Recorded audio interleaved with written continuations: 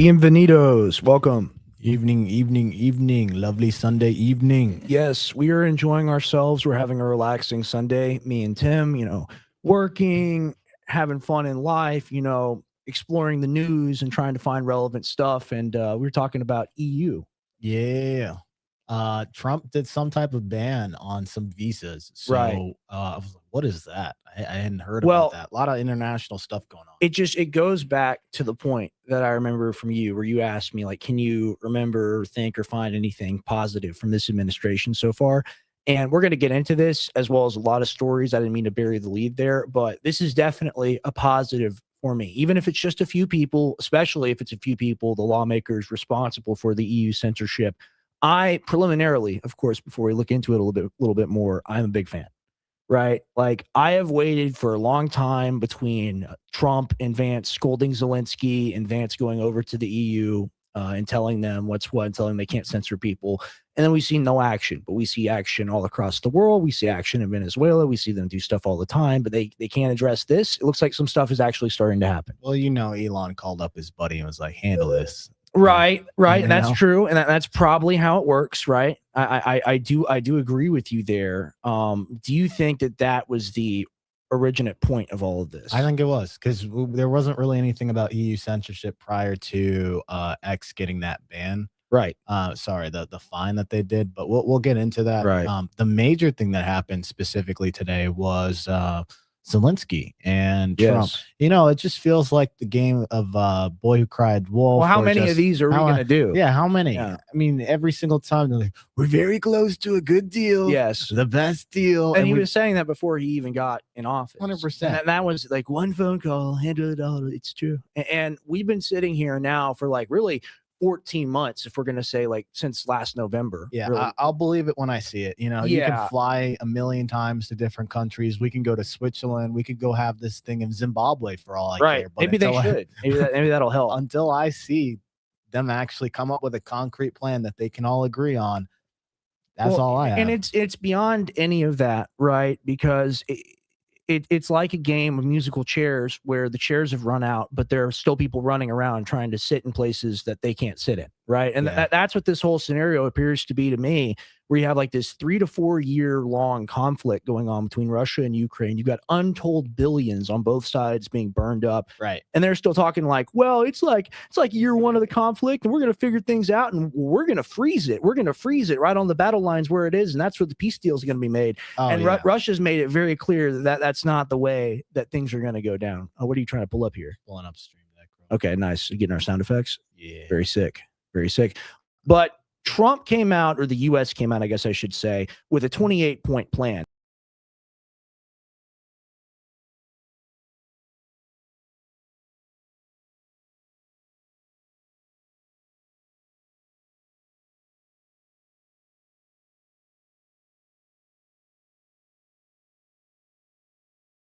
Are we not live? You're good. Did I mess it up again? Dude, we got to get a new mouse. Yeah, we got this thing's dangerous. We got to get a new mouse. You hit one button, the whole thing implodes, the whole stream goes off. Like, but what we're getting into is they've been talking about this stuff for years, right? And the U.S. basically came out with this new memo saying, hey, like, we're going to get out of Europe, essentially. And like, if NATO doesn't act right, and if they don't actually spend the 5% of GDP on military, which most of the countries can't do, then we're going to leave. Well, they publish this memorandum, right? And to kind of fit the vibe of the memorandum, the Trump 28-point peace plan is more favorable towards Russia directly. And I think that's clear to say if you look at the document or the points in the document, as we will later on. But think about it like from a basic aspect.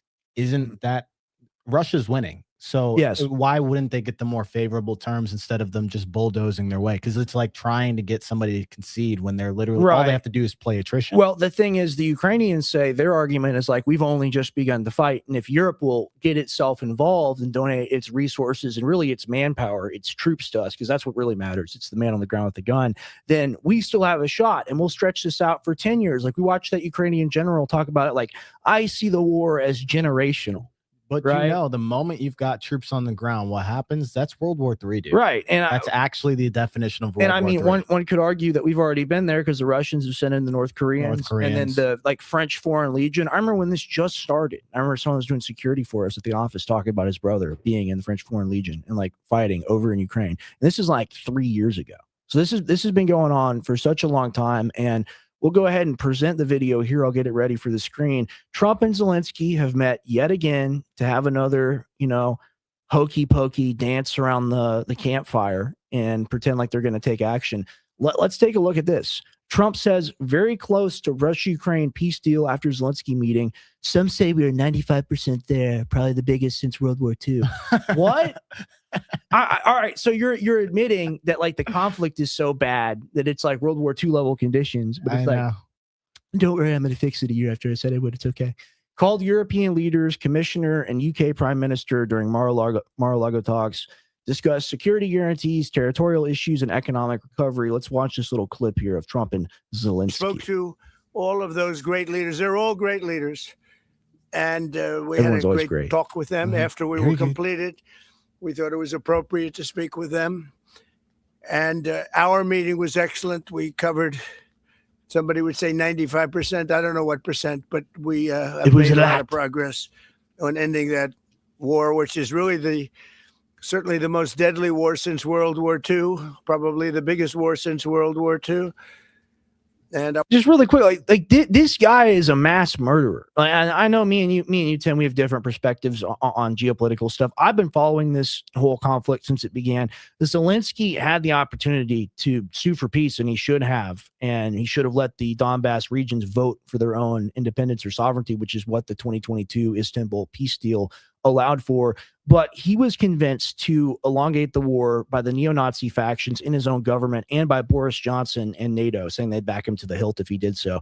This guy has killed like over 500,000 young men in his own country. The number's probably a lot higher. I'm using a conservative figure. I'm using one that haven't they all? I mean, I'm not even excusing. Haven't they all? I totally agree. And the same could be said with the Russians. It's a mathematical problem when you have one country that starts off with a population of close to 50 million people, and now they're at like 28, and Russia's at like whatever it is, like 160 or 133. So like you're gonna lose. right? And like this is the problem, and we'll get into this. I predict you'll see Zelensky. I talk about winning conflict, winning. We do a good job. I want to thank Steve Witkoff, who's here, and I'd like to thank Jared, who's here someplace. Thank you, Jared. And thank you, Steve. What a great job you've done.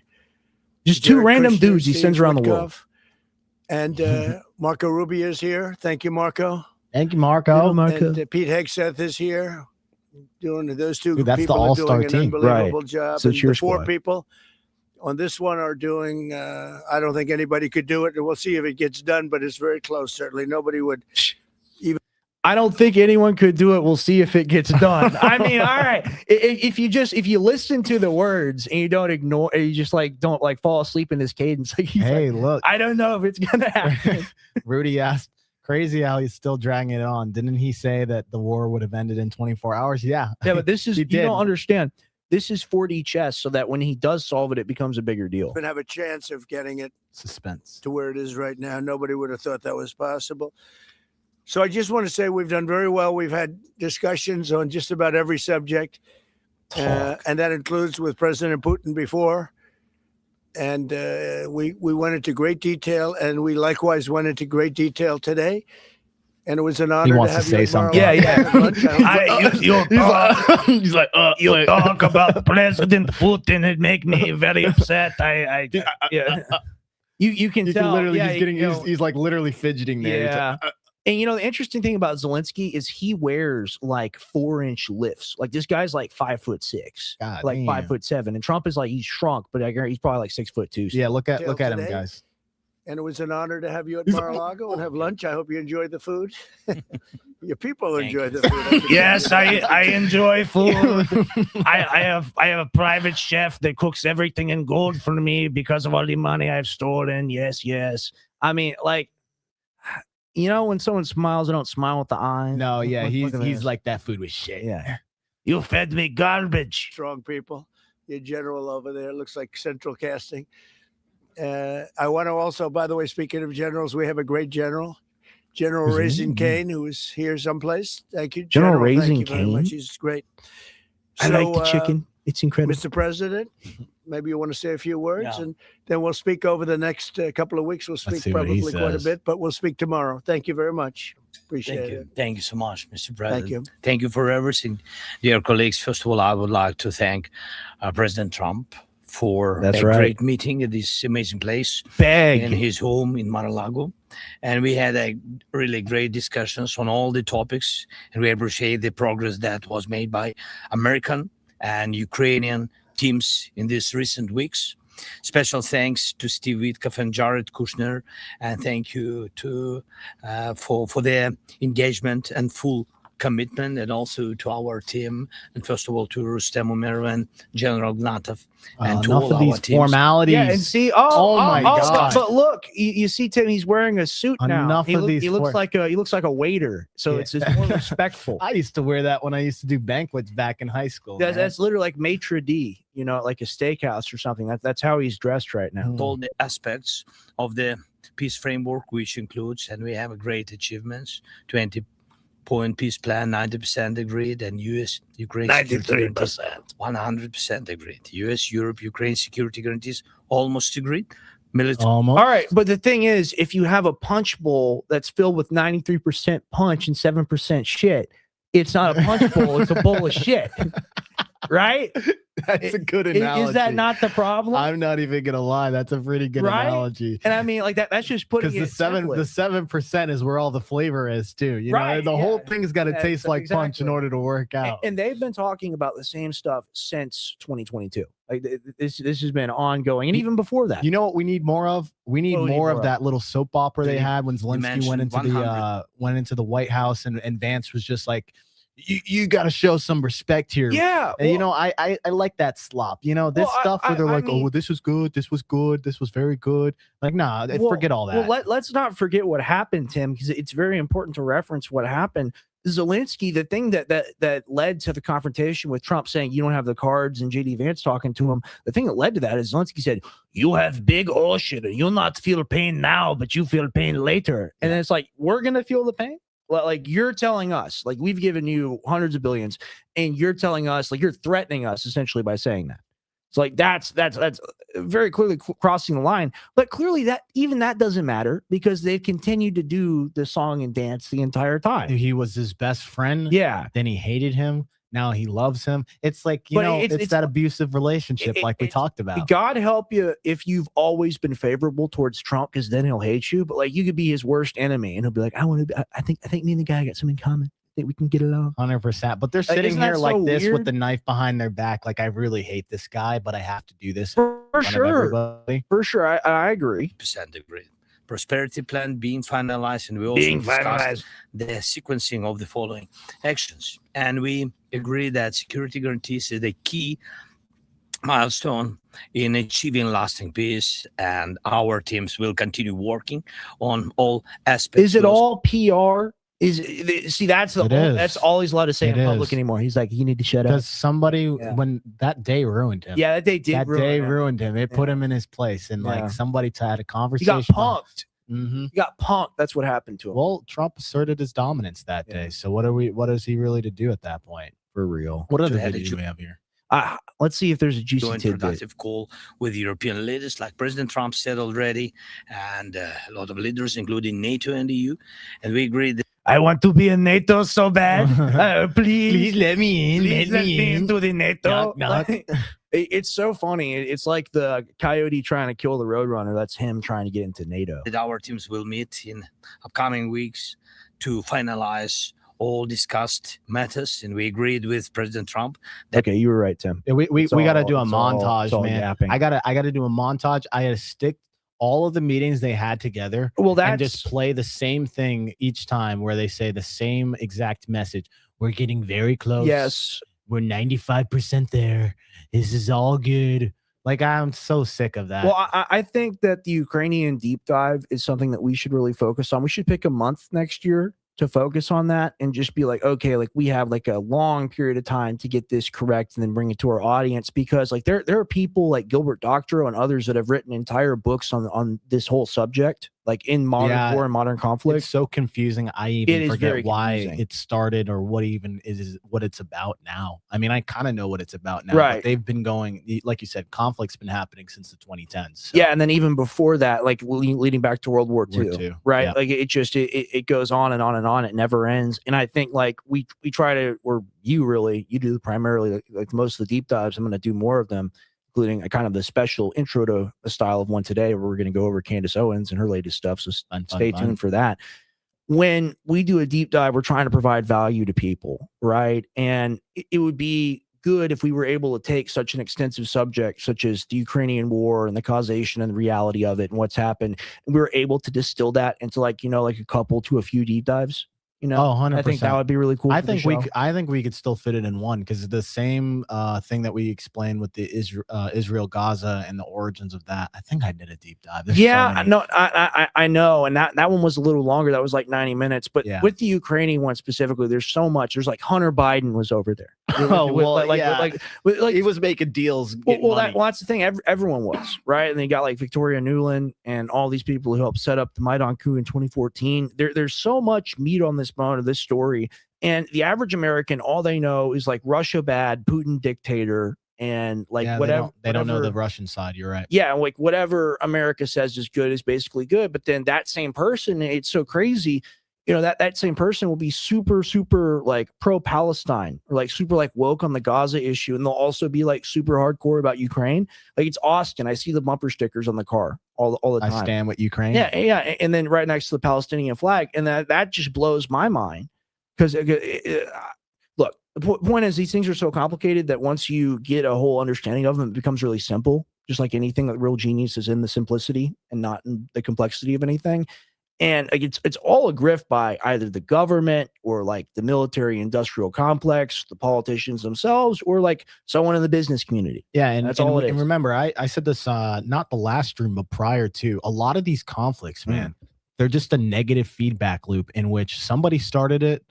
It doesn't even matter at this point, right? Because each side has hurt each other, and like there are people that didn't even exist during the time period in power where the decisions were made to cause the conflicts. So like people are fighting over, things or agendas that are like dead, It's just very just messed up how a lot of these conflicts just continue to play out, and there's never a solution because neither side wants to concede. What is this video? We've got more of Trump, and this is Trump talking about Putin, and this relates to the point of Putin being the evil dictator, man.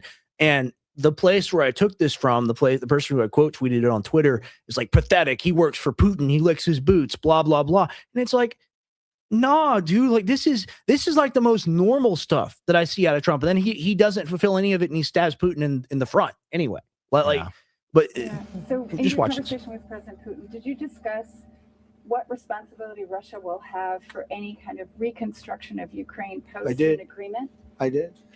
They're going to be helping. Russia's going to be helping. Russia wants to see Ukraine succeed. Once it sounds a little strange, but I was explaining to the president, President Putin was very generous in his feeling toward Ukraine succeeding, including supplying energy, electricity, and other things at very low prices. So a lot of good things came out of that call today, but they were in the works for 2 weeks with Steve and with Jared. I mean, Mark. Look, they stand to benefit if Russia basically is charging money for these services that they're providing. They're actually bringing themselves business. It's in their best interest. I agree with you. And if a country is winning a conflict, a country doesn't talk about itself like that, like the U.S. and Ukraine are when Trump acknowledges, like, yeah, they're going to help with rebuilding, they're going to help with energy. That's not what the loser does. And what the Ukrainians and what the EU want, what they want the loser to do is they want to unfreeze all those Russian assets and take them for themselves. Yeah, and then that use is one of the that things. money to quote unquote rebuild Ukraine when they'll really just steal it for themselves and let the Western contractors do the job anyway. Yeah. So like that's what I see. Now you mentioned to me that the difference between the 28 point, because he mentioned 20. Zelensky. Pull this up and let's go through a little bit of that, because there's two different peace deals that are. This is the 93% stuff, and the 7% is not being agreed on. Is the stuff you'll see right here of Zelensky pushing back on certain things, and it is exactly why the Russians won't concede. So go ahead and read some of this. Yeah, sure. Trump-aligned framework. As reported, freezing the current battle lines, and Russia doesn't even agree with that. De facto acceptance that Russia keeps territory it occupies. Crimea status effectively kicked down the road, which means like we still don't acknowledge Crimea, which is crazy because I think Obama did. Yeah. So like that's beyond anything. No forced Russian withdrawal before ceasefire. Zelensky, no recognition of territorial gains by Russia. Borders recognized as 1991 Ukraine. That means that they want Crimea back. Any ceasefire must be temporary and conditional. Territory is not negotiable in a final settlement. And look how the AI, and this is just like when it calls Muhammad a gentle leader. look at the like, and notice how it's never anything negative about the world leader. Okay. Translation: Trump stop the bleeding now, whatever. And then Zelensky, peace without land theft. See, it's about peace without stealing the land. Like I can't do it anymore. Then NATO guarantees. In Trump-aligned framework, Ukraine does not join NATO. Security guarantees are political, not treaty level. U.S. EU assurances without Article 5 obligations. Russia has said they don't have a problem with Ukraine joining the EU. They've said this. Sergey, what's the difference between that and fucking NATO? The EU is the economic and civil arm, and then NATO is the military arm. These European countries don't have militaries. They don't have they literally don't have a military alliance. That's true. Being a part of the EU, but like you would think that normally, well, I guess you're right, because some of the EU countries are also part of NATO, and that's where the security guarantees come from. Yeah, I mean, Turkey is both a part of NATO and a part of BRICS, which is always just an interesting factoid. Very interesting factoid. Well, yeah, they're playing the middle ground there for sure. But then, Erdogan's smarter than anybody. U.S. EU assurances that Article 5 goal avoid automatic U.S. military entanglement. Yeah, because like fuck, do we want not only do we not get free healthcare, free housing, taking care of the homeless problem, improvement on schools. Not only do we not get that, and we get our $300 billion spent over there, we have to go potentially fight and die for these people. And I'm sorry, like even if it is, we'll get back to this.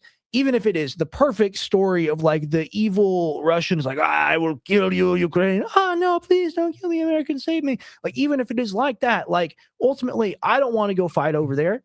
I don't want, like in Germany, they say like both men and women will be forcibly conscripted. Yeah, that's wild. Well, like, it's beyond anything, right?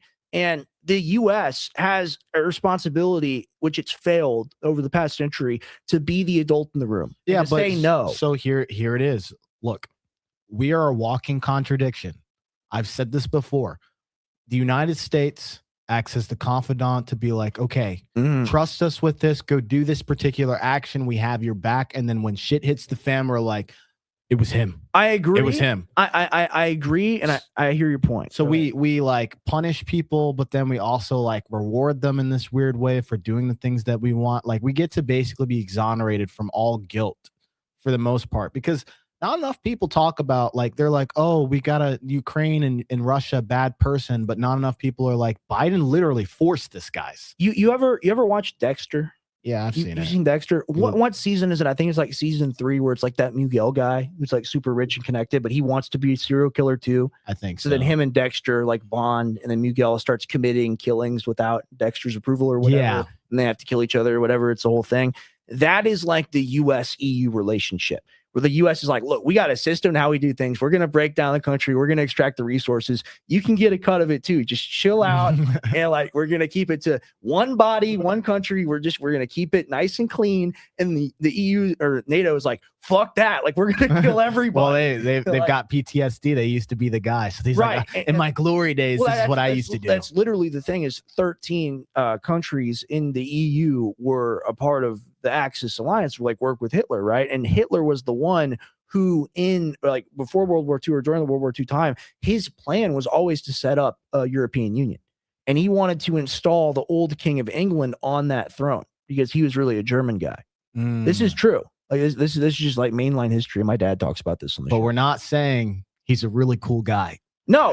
Like, the point of saying that is no, I'm just fucking with you. I'm just messing with you. Obviously, well, you know, we gotta pull the Fuentes card there. I guess so. Low hanging fruit. Yeah, Arian Groiper 1488 will be mad and upset that we made fun of your leader or whatever. But like all these people ultimately, and it's like we talk about on the show with the Star Wars story, there is no real like, this person is heavenly angel man, the other person is like evil demon. Right, because like Churchill killed millions of people, right? Yeah, which like, we don't talk Hitler. about. So like it's all gray area grand scheme of things, right? So Zelensky is saying if we don't get NATO, then they want other security guarantees, which the U.S. has already stated. Like I talked about that new memorandum that came out, we're not agreeing to that.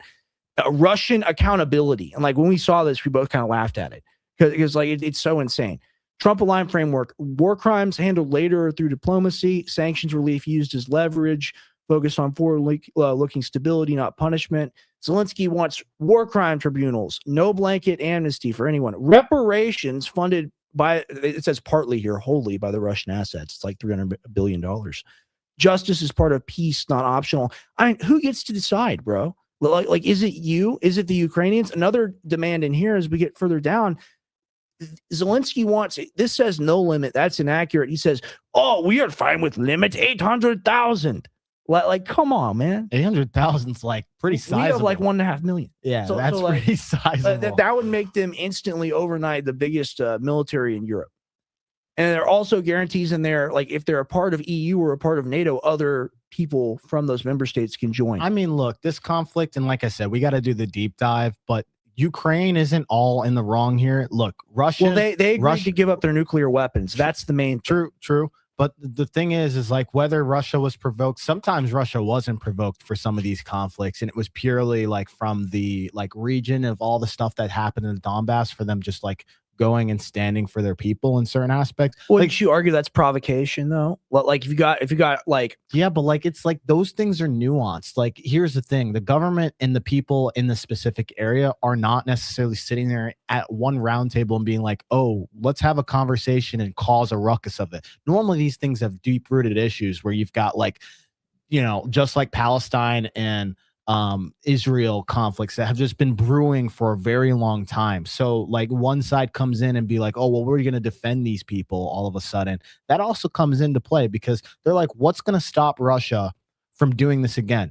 And I don't really have a good answer to that unless there was an actual. What would stop us, right? If Russia put missiles in Cuba, right? And this is the argument that I have is ultimately it's not only that Ukraine has done X, Y, or Z or whatever. It's the fact that we do military exercises over there, the second most in all of Europe. NATO exercises, we did like 30 or something, like over the past 2 decades. Yeah, that's the provoking. Like that is the provocation. And that's the problem. What do you think about that? No, I agree with you on that stuff. I'm talking about, like, if you go back a little bit further in the 2010s with some of the conflicts that emerged there. Not this recent one. Like them taking Crimea. Yeah, I can fully get behind, like, the United States really provoked this specific conflict, but we weren't as involved for some of these previous conflicts. And ultimately, like, sitting here, now I've looked into this a fair bit. I know that you have an understanding of it.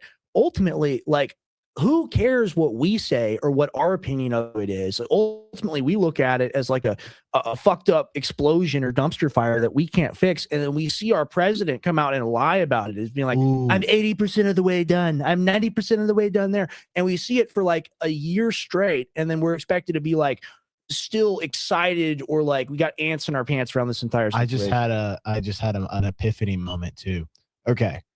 On a macro level, think about it. Ukraine used to be part of the Soviet Union, right? Why did the Soviet Union collapse in the first place? Just think about this. You tell me. One of the reasons why the Soviet Union collapsed in the first place is because a lot of the Western countries wanted it to.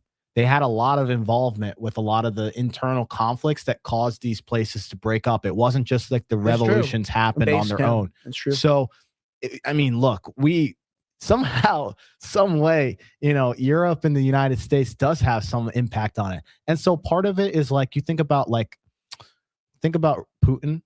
Putin lived in that era. So for him, it's like, that's the glory days of when I was in the KGB and we exerted influence. He knows how to operate under like the true wartime conditions. Whereas like we got these liberal leaders and whatever that are like jacking off. Literally. So like for him, this is like more in a pride aspect too, where like we were the Soviet Union, we lost all of this territory. There's a little bit of that in there too, just like China and Taiwan. True. And that's why you look at places like Georgia as well as Ukraine, and you look at like potential future issues.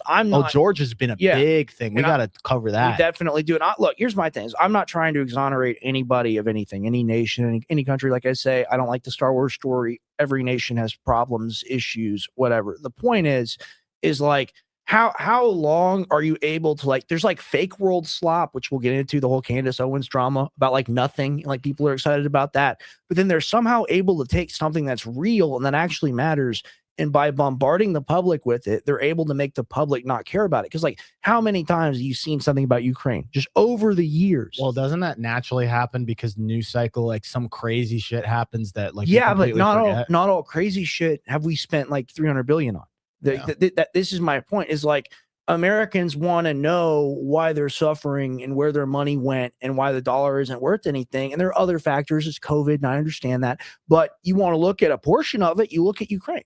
But left or right, you won't see that narrative pushed anywhere other than a few places. Be like, hey, like, look at where the money's actually going. Right. So now, like, speaking on the EU and these conflicts, because we've talked about this earlier, when it comes down to the EU is also having problems with America. I mean, there are some things that are happening as of recently that you guys should know about. And it's the EU has had some visa bans from Trump. And this was kind of new to me. I didn't realize this happened over Christmas. And it's weird. Like, why are all these major events happening over Christmas? Like, even in Nigeria, like we bombed a bunch of like ISIS people. It's like, dude, Christmas is supposed to be like a cheery holiday. We've got all these other things happening. Laura Loomer attacks my dad, or character assassination. Can't everybody chill the hell out? We're trying to celebrate. I mean, it's the moment you least suspect it when the attack is launched. You're so right. So like that's what it's about. Let's cover this. All right. So Trump news at a glance. EU could respond to unjustified U.S. visa bans, official says. European leaders, including Emmanuel Macron, accused Washington of coercion and intimidation. Key U.S. politics story, Wednesday, 24th December, Christmas Eve. The EU could respond swiftly and decisively. What are you going to do against the unjustified U.S. visa bans on 5 Europeans involved in combating online hate and disinformation? A European Commission spokesperson has said. European leaders, including Macron, accused Washington of coercion and intimidation after the visa ban on the figures who have been at the heart of campaigns to introduce laws regulating American tech companies. So this is really about Elon Musk. This is what I'm saying. Like, I don't think this would have happened had the whole Elon Musk ban happen. And let's go watch this video real quick so that people can be refreshed about this situation. And I was looking into it a little bit, but I have to gather my notes just a little bit more about this. But let's go ahead. This is a developing story. Yeah. The content moderation law is the Digital Service Act. And this is one of the sort of regulatory packages that European put in place to regulate the technology sector. This one became live in August 2023. And this probe was launched close to 2 years ago in December 2023. And really what the European Commission was looking at was sort of in the build-up to some European parliamentary elections, whether there was disinformation that was being spread across Twitter, now X. What this fine actually assessed, 120 million euros, the penalty actually relates to not necessarily the disinformation. That part of the probe is still pending, but the regulators made 3 findings. One was sort of the design of X, basically that any user can pay for a blue check mark now. I actually hate and this calling that verified. They said that's deceptive because it's not really verification when anybody can pay for it. The other 2 findings related to, one, there was no ads. Elon just want to make $50 a month. No, I know off the people. But like, let him make $50. But like, a month. dude, come on. And the only thing with X and Instagram, like Instagram does a good job of this still. Like the only way I knew somebody was relevant or important was because they had the blue check doesn't mark. want Elon to ride on 38-inch. No, but like he doesn't want him to have There's rings. other ways to make money. Yeah. Now, like a guy who has like 0 followers and he follows like 10 people can get a blue check mark. And there's an actual subconscious thing that goes in there. You're like, oh, this person's verified. Because for so many years, that's how it works. How it works. Right? So now, I love it. I hate it. I love it. I hate it so much. Like now I know they're trying to do like gray check marks for like these types of things, but like really? The government. It's going to evolve. No, government entities have like gray check marks. Certain companies have like gold. It's a fucking rainbow. It's a rainbow. Right. And the whole point of the check mark was just supposed to be like, how do I differentiate the real Rex Jones versus a fake account? And there's no way you could do that. There's some that I thought was your dad's account just because they had the check mark. There are a few of those. And here's a short summary of that visa ban. So it's not like the Muslim countries are banning all travel. It's not like that. He's just banning 4 people or 5 people, 5 European individuals, including former EU Commissioner Thierry Breton, or however you say that dumb name. It's like Keir Starmer. It's trying too hard. And 4 other figures involved in digital regulation and anti-disinformation work. What is anti-disinformation work? Deciding what is true and what is not true. Yeah, that's like we'll go watch the other 2 points people, on there. Man, like it makes me so mad. Which video is it? The first one, then the YouTube. We'll watch the other 2 points, but hold on. Before that, okay. So Tim standards, you guys have blue check mark, dude. If it was up to me, I wouldn't have the blue check mark. The only reason why I have the blue check mark is because they incentivize you to do so. Like you don't get forced to do it. You don't get like, look, okay, if you're blue check mark, you get your replies actually get shown. You can't do that if you don't have a verification. And then they get tier. Yeah, you get preference from tiered. You get tiered preference depending on if you get the ultra blue check mark. You get the most viewership. What wheel do I have to grease to get higher tier? That's what I'm saying. No, you just pay like $30 a month if you want that. If you want your post and your replies to show at the top of the list of all these other people, you pay more. Okay. That is not what I signed up for when I wanted to do the whole capitalism. Keep repository on X that's mandatory to allow researchers to really see what kind of ads are going across the network. And the third finding related to just not giving adequate access to third-party researchers on X. So this is a fairly significant penalty against X based on sort of the revenue that the platform makes. But the finding. What happens if he doesn't pay? Go to the heart of that. So it's not. I don't think it's an actual like fine that. It's like a warning, kind of almost. It's like you better change this, otherwise we will fine you this amount. That's so pussy. So that's I know they're not even. They're like we might do it. Well, they weren't the only ones singled out, right? Like TikTok had their own set of things that they threatened to fine them with, and TikTok complied. I think Meta and Facebook did that as well, and Instagram. But like the thing with the third party, oh, I was looking into this. So the thing with the third party, like deep researchers, go back to it. That is not really of contention. That part is kind of like BS because they'll have third party people that go and like do like analysis into like how the company is kind of like built and how their algorithm works and all these other things. And you're basically saying you have to give access to these people in order to actually like do their research on your company for these particular things. And some of the researchers, sometimes they found that they're biased in some of the things that they're reporting on. So that one is like, okay, that one's a little bit of like a nothing burger. It's just like ultimately these people throw people in jail for social media posts. We should look at the EU and at some of these countries, specifically like the UK, for example, even though it's not a part of the EU, it's a European country and they all kind of follow the same model of throwing people in jail. We should look at them like we do the Chinese or the Russians. If the Russians are such a problem and they're so evil, then like if we claim to affirm Western values and affirm Western values around the globe, like if we can put boats around Venezuela, why can't we do it to the UK? And it's like, oh, you can never say that they're ally fought Hitler. And it's like, well, what have they done lately? They've oppressed their people. They have fed their people. Like if you don't agree with the state propaganda, you go to jail. There is no, like we watched that video, it wasn't me and you, it was me and Harrison. We watched a video of like this guy, he shows up to the like a EU like Palestinian rally or whatever, and he's like, I want to kill, and like forget, like this is just example, I want to unalive all of the Palestinian people, like talking about like genocide, but like for real. And the cops like, you can say it, like that's fine. That's fine. And then someone literally gets like arrested for calling it a genocide. Like as that's going on. Yeah, that part doesn't make any sense to me. Well, I mean, just my point is that these nations, like America's cooked and we're horrible, and I'm not making any excuses for us. But the one place you could probably look at that's worse than us is Europe. Well, like on just like civil liberty. Do you think X right now is better than it used to be? Not before they acquiring in Twitter. Like I'm talking about the moments after he acquired I think it's different. Or do you think it's better like 2023, I think is when it happened, or 20 or now? I think it's different. I think it went from a place where people, they wanted to get updates or news or like official cultural things that were mainstream. It is now turned into a place where everyone posts what they think. Yeah. And like that is the difference. You could say that's a good thing. You could say that's a bad thing. It's like Diet 4chan. I'm going to be honest. I sometimes literally have to take a break from X because there's so much misinformation there. I'm going to be honest. Like I try, like the logical part of my brain reads something and it just immediately fact checks that person. Like that's just me. That's my engineering brain coming in. There's a lot of slop out there, which there's no community notes.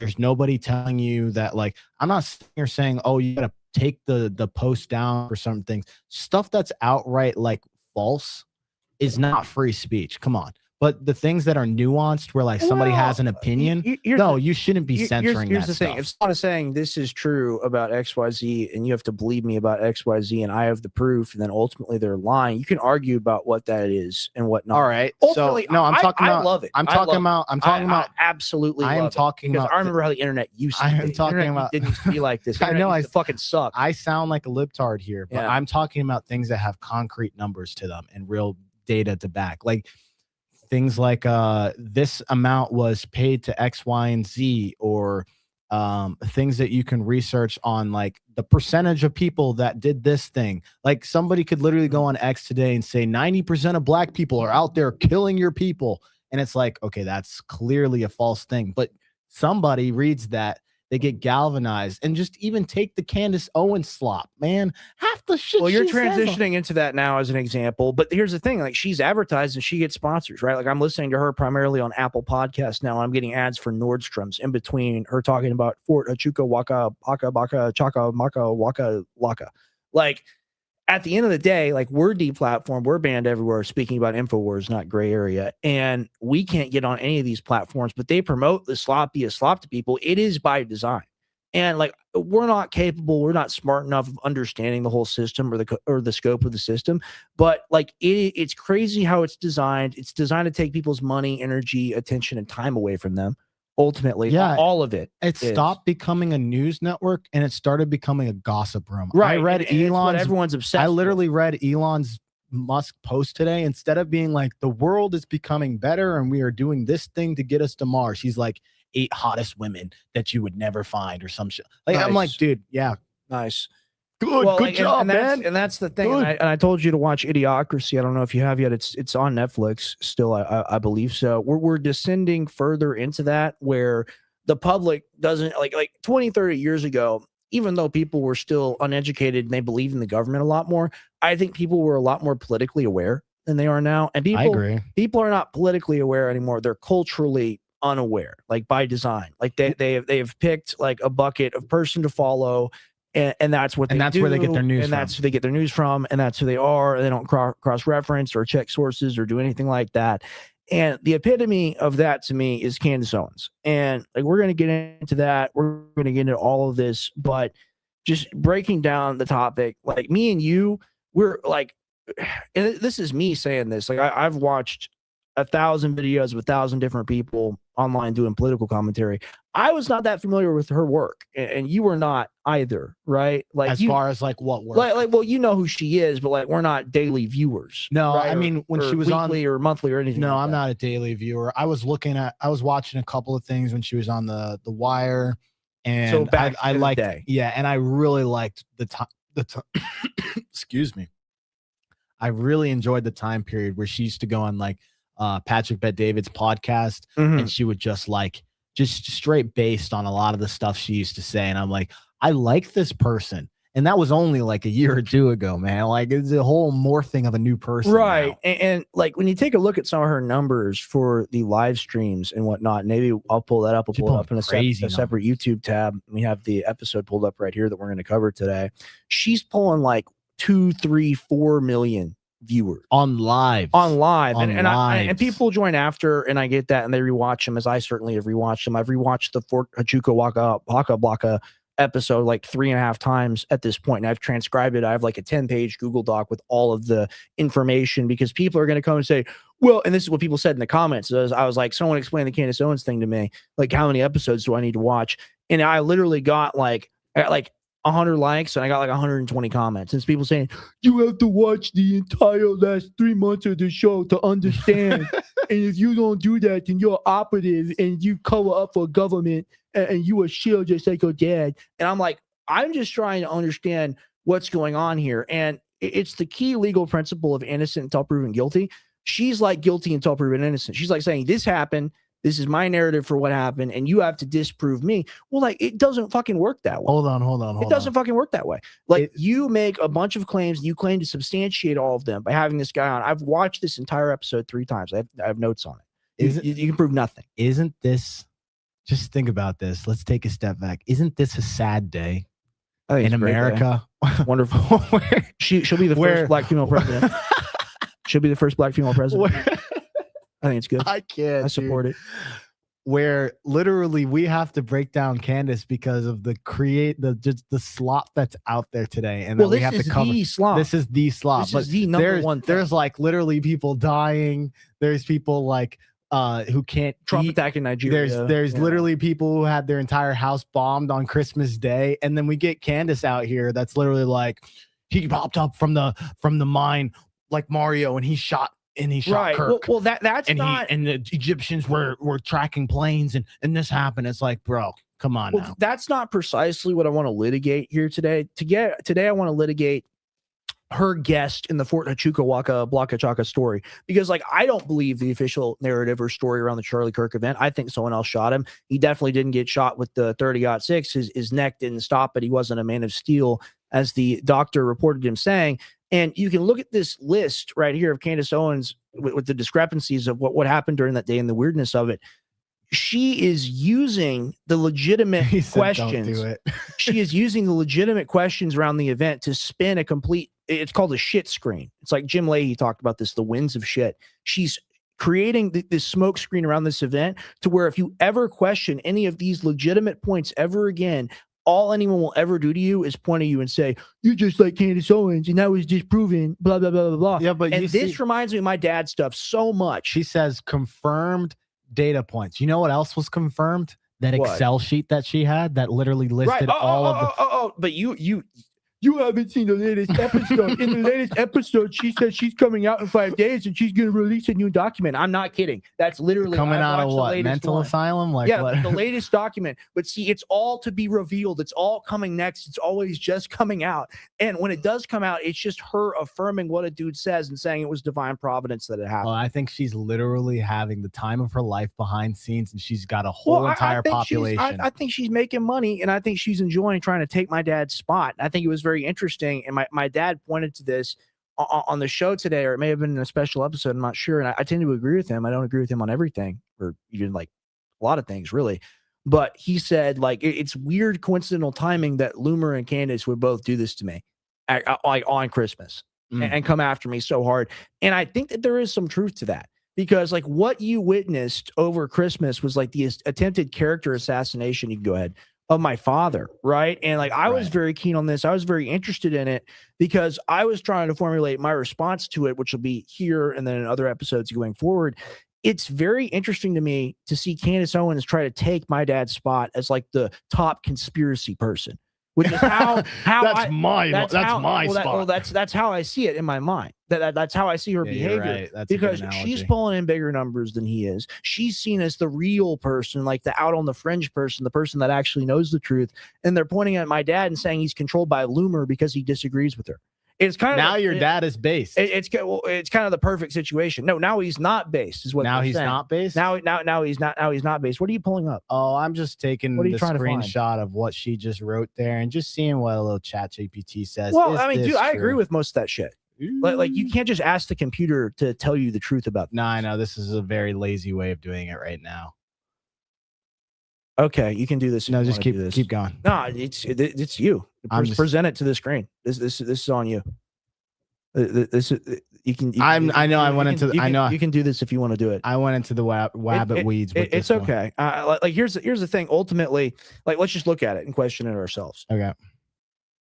So it's not about that, Rex. All your credibility is at stake. All right, main camera, please. Main camera. Oh, God, main camera, motherfucker. What show do you think that you're watching? Like, all due respect and much love to you if you're a fan of the broadcast. I can't tell. Look, I'm allowed to disagree with someone if I don't think that they're accurate or telling the truth, or if they're just wrong. And I think Candace Owens is wrong. She is. And like it's like you must agree with Candace Owens, or you must have a good opinion or favorable opinion on her, or else you're blacklisted. Like fuck that. Like she didn't get to decide anything. And people on the right, whenever they're in power or whatever, like Ben Shapiro at one point, whatnot, they'll declare people banned, or they'll declare people to be not real. Like fuck that. Ultimately, Candace Owens is just talking to a microphone, same as us. There's nothing higher level going on. She's, like she said herself in the episode, because I've watched it 3.5 times, she's riffing to her audience. That's what she literally, everything she says is the truth. We could literally, we could have a whole segment, speak to you guys and say a bunch of lies and say it with such conviction. And there's going to be a good portion that people would believe us. I mean, I just look. Go to your main stuff. Just look at this. I have watched the entire episode 3.5 fucking times. Okay, I know what's in it, and we'll go ahead and go through the whole thing. We don't even need to watch the video. We can 8 pages, guys. He's not joking. 8 pages of this shit, guys. And what I discovered was someone just trying to string together a narrative. And like whoever this Mitch Snow guy is, I don't know what his particular situation is, but it sounds like he's had a very rough life in regards to like being in and then out of the military and whatnot. And the whole point of this, and we'll go ahead and get into the story, and I'll try to do a good job presenting it to you, Tim, and then we'll go ahead and read the document. You're good. The point of the story is that Fort Huachuca, Candace has discovered, is essentially this evil mothership base where a lot of like big things happen, right? And the first thing she starts to insinuate at the beginning of the rant, and it's like a 15-20 minute long portion of the video, is that there were two guys, or not two guys, there was a man and a woman, because she says that they were having a kid or whatever, I believe. I've just seen the thing so many times, it melts my brain. They're a man and woman trying to start a gym in this town near the military base, right? And they can't afford it. They get an offer for funding. The funders come in and they're nice people to help them out. And the funders screw them over. Right. Okay. And then the business has to downsize and they have to move. And then later, Candace Owens after hearing the story or getting the story from someone, hears from a lady that emails in that she was trained in like anti-Christian, Christian infiltration operation. Oh my Lord. All right, so we'll go ahead and read this. And I'm sorry if the notes don't make total sense, but if you watch the episode, you'll see I'm right on the money here. This is just line by line transcription, of course, paraphrasing. So the first thing Candace does, she makes the claim Fort Huachuca involved with Christian infiltration. She says soldiers there were trained to be good little Christians, and she provides a story example of a gym that was invested in by people that then proceeded to hostile take over their company. And the two Christians who found it, the couple almost loses everything, have to relocate, downsize the company in a new, smaller location. And then she gets an email. One morning, I noticed female military conversed with her. She said she couldn't take it anymore. This is Candace. Stress caused by course taken at Fort Huachuca. What was that course? It was a class that the class objective was to teach military members to infiltrate Christian group. So, and she insinuates that the scammers from before were a part of that training operation, and that's why they did what they did. So this is insane. Yeah, I'm already kind of lost because it's insane. Yeah, it's not real. Okay, so just back up for me. Somebody emails her with this information. Is that what she's basing some of this stuff off? These are two emails. These are two emails. Okay, so she's saying email evidence, and then how do we know that the person who emailed is actually legitimate? Right. That I'm just trying to understand. Like, did she spend time in the stream explaining her source? No. It's all nebulous. It's all coming out. You have to trust me. This is what I heard, and then she'll go allegedly to protect herself. But like she's like literally she's like smiling. Like she like knows exactly what she's doing. But you see, and like the reason like what does this have to do with Charlie Kirk? It has absolutely nothing to do with Charlie Kirk. But they've spoiled his name. But this is no, they haven't. But I understand your point. This is like the whole like up to here, like this entire part of the video is her talking about that shit. Can I just see a little bit of her yapping? Sure. Okay, so the gym owners were drawn to this couple because they were so bold in their faith. They were like, I loved the bold proclamation of their faith, and we thought this is great. This is going to work. They accept money from them.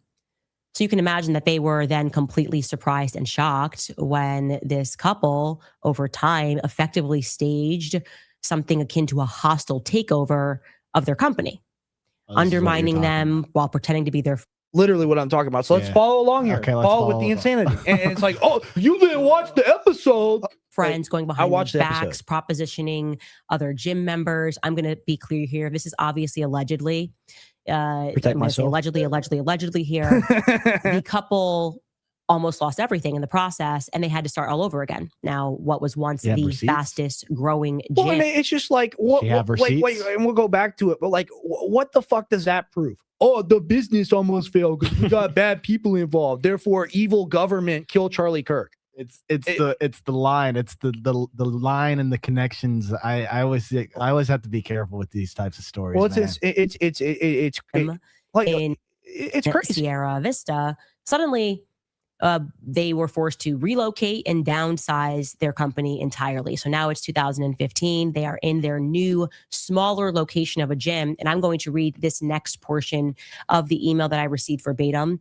So again, allegedly, because he names an individual who I do not know. I've never heard of this individual, but I feel it is relevant because I'd like to learn more. The email continues, quote, "We were struggling, sometimes barely making rent, but still serving the community, including military students who came through for 4 to 6 month training courses." Okay, I want to stress that again. You've got all these students that are coming in and their training is lasting between 4 to 6 months. So they're signing up for this gym. Back into the quotation. One morning, I noticed a female military member lingering after class. She was visibly distressed, so I kept the gym open longer than usual to give her space to talk. We ended up conversing for about 45 minutes, and what she shared with me has stuck with me ever since. She said she, quote, could not take it anymore. When I asked for details, she explained that her stress was coming hold on. This is from a class that she was taking on Fort Huachuca, taught by none other than Bruce Bevins. My ears perked up when I heard his name. Who is this man? She has a tradition of naming people And that's like 1 out of 3 names in this. I haven't done a deep Have dive you on the ever guy. heard of this man's name in your entire life until Well, I'm this? sure he was involved somehow, and you're a fool and you don't understand because you haven't watched all 100 episodes. I immediately remembered the Maybe you should watch incident 100 episodes with his to wife. talk, and then maybe you This young understand. woman described Bruce as, quote, the most evil man that she had ever met. She then, well, like I'm gonna call my stream with 4 million people watching me, and then I'm gonna make claims about people, and then I'm just gonna say allegedly, and then I'm not gonna get sued. Like, we were bankrupted. Like, we got sued for, they sued us for trillions of dollars. And then she gets to come out here and run her mouth and yap about an imaginary web of lies that she's tied together with a bow, and she's presented it to her audience. And the audience goes, "You're more real than Alex Jones. You're the real person. You're the smart individual." And I'm just like, man, you know what? Maybe we deserve to just fall off the map as a country. Because, like, if this is the soap opera that everyone's interested in, which is a lady just spinning a yarn, essentially, like my dad's right about this shit. And people who are regular viewers of the show will hear how much I disagree with Alex, with my dad, and understand that when I say this, it's not to be taken lightly. Like, I agree with him 100% on this. Like, she is a nutball. She's an insane person. Let's make our own email right now to Kansas. This is where we're going to make a Gmail account. Not a bad idea. We're going to make our own little narrative. We're going to have some crazy stuff. What's some crazy stuff you guys want to put in this email real quick? We'll make like a little 2 sentences. We'll create our own conspiracy here. We'll say we are a trusted source. Oh, wait. My name is not important. Yes, it's not important. It's not relevant to the story. My source is credible, though. I probably spelled it wrong. But anybody got any conspiracies? That doesn't matter. That just means the government's jamming your brainwaves so that you can't be successful. 100%. Okay, so we're on a good path here. Anything else we want to add to this? Okay. I was at the bar and I saw. What did we see? We saw a naked running man. That's right. I saw a naked man riding an elephant. Ooh, this is good. Now we're getting down to the meat. The elephant's father, was involved. Okay. Ooh, I messed up my spelling. I'm sorry. Ooh, involved in the operation to kill Charlie Kirk. I think you're on to something here. Yep. Secret cloning operation. Scanning. Control. Manipulate scientific data. We're on to something here, guys. World government. I mean, that's what you got to do. We're on the Candace show, guy. I mean, like that's what we got to do to be successful, right? So now that we've done that, now that we've just said something, and the example I gave to Tim, whatever. I'm just trying to get rid of it. Don't say it. Yeah. The example I gave to Tim is like, Tim, the night that I met you, the night we were at that bar, I saw you rape a leprechaun. And the metadata on my phone proves that I was there. So you cannot say that you didn't do it because I was there, and I wouldn't lie to you. He wouldn't lie to you. I wouldn't lie to you. I'm a guy on the screen. I wouldn't lie to you. So I saw him there. And not only did he do that, he made a deal with Joe Biden. All right. And I saw him do it.